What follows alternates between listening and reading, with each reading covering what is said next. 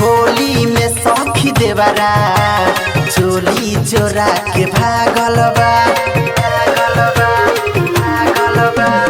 होली में सखी देवरा चोली चोरा के भागल बा।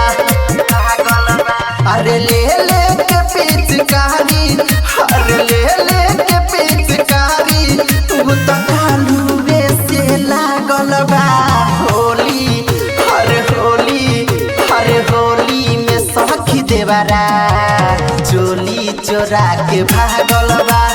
होली में सखी देवरा चोली चोरा के भागल बा।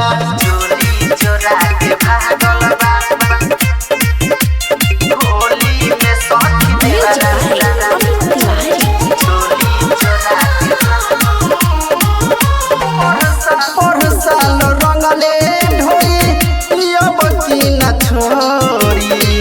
रंग हरियर गाल लगा खलका में बोरी। बड़ी तंग करेला खाली रंग धरेला।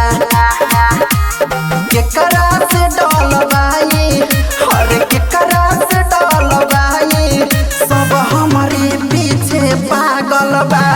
होली अरे होली, अरे होली में सखी देवरा चोली चोरा के भागल बा।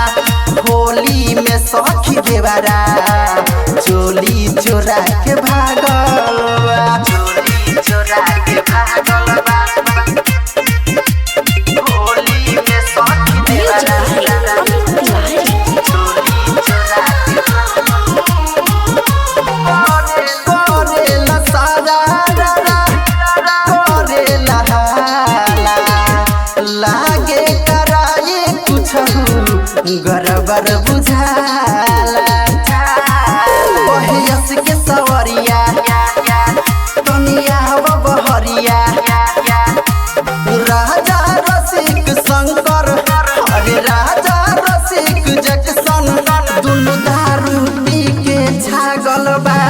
होली अरे होली, अरे होली में सखी देवरा चोली चोरा के भागल बा।